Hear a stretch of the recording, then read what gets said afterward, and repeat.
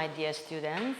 Nice to meet you again. I think that our today's topic will be useful for you. So, our today's topic is communication.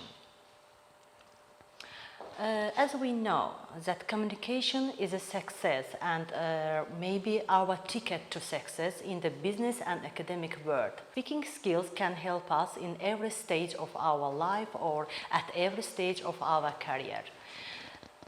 Communication is very important aspects. That's why when we speak to people, we can speak about our strategies, about our plans, maybe about our ideas or maybe some historical facts. No matter what we speak, it's important how we speak. Our speech must be clear, meaningful and productive. Communicative speech is divided into two parts, and there are many aspects when we communicate with the people. For example, we use symbols, we use speaking, writing, listening, reading, non-verbal body language and signs when we communicate or speak to people. As I said that communicative speech or communication is divided into two parts, verbal and non-verbal. Verbal parts also is divided into two parts, oral communication and written communication. As we know that oral communication happens throughout the mouth, speech, presentations, discussions, face-to-face conversations, or telephonic conversation are included to oral communications. I can say that there are two parts oral communications. It's formal and informal oral communications. Of course, when we are in the classroom, our teachers say us formal and he or she speaks in a formal language, and maybe discussions at the business meetings also formal language. There is also a written form of oral communication. It happens by a computer, maybe by your hand. You can write formal or informal letter to any company or to your friends, of course. Formal communication, when we in the class, our teacher, of course, speak in a formal language to their students, and maybe teacher can speak in informal language when they are discussing something. Presentation at the business and discussion at the business meetings. Then informal communication. Informal communication means that face-to-face communication and communication or discussions at the meetings, face-to-face communication, then telephonic conversation. With the development of technology, the oral communication continued to grow. Audio and video conference combine audio and video communications. Oral communication is time-saving, but long lectures and speech can take much time. Of course, oral communication is not as organized as written communication, and also it's called incomplete. That's why there are the main part of communication also written communication.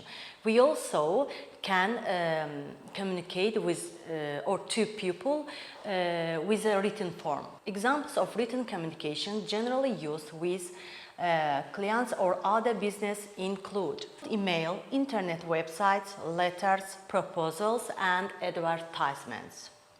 Ways of email writing include mail, inbox, start, send, mail, and drafts. I advise you some clues, and I want to give you some clues. When you write to the company or maybe to your friend, write in this way. Begin with a greeting, please. Always open your email with a greeting such as Dear Lillian, Dear Murad, Dear John, and others. If your relationship with the reader is formal, use their family name. For example, Dear Mrs. Price. State your purpose. If you are starting the email communication, begin by stating your purpose. For example, I am writing to inquire about. and with closing words. The last step is to include a closing with your name. Best regards, sincerely, and thank you are all professional. Use best wishes or cheers if you are good friends with the reader. Now, types of non-verbal communications. Pitch of voice, posture, body language, eye contact, blinking, tone of voice, facial expressions, smell, time, personal presentations, gestures, and so on. Non-verbal communication, also body language. We use it without words, and this language is important in our business and real life. All the members' gestures, expressions made by people, it's also called body language, and we use this language to leave a people special message. As you know, there's hand gestures. There are many hand gestures which we can show our emotion with these hands. You know that if you want or you need to travel to any country, to other country, you should read more about their body language. And as you know, there are different customs and traditions in many countries. And if you go there to job interview, maybe you go there to participate at the meetings and so on, and you should know their body language. I want to give you some clues when you go to job interview. Use these clues, please. Research shows that you have to start your interview by shaking hands, because shaking hands shows that how you are friendly and more open. Or a firm handshake demonstrate your confidence, create a bond, and become more memorable to your interviewer. Aside of handshake, eye contact is also important. When you shake your hand, it's also used your eye contact to your interviewer. It shows your professionalism and confidence. Looking at your shows and maybe focusing on the table show your nervousness. Now I want to speak about hand gestures. Hand gestures also important for interview.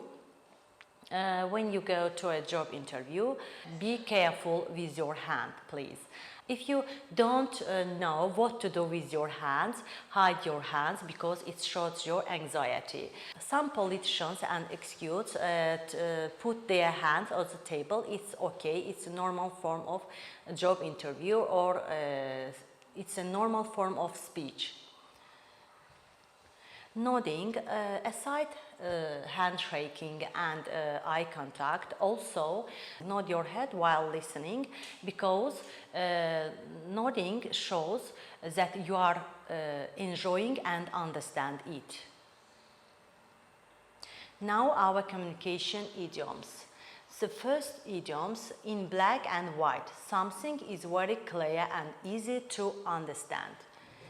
Come out of your shell. It means that to become less shy and more confident.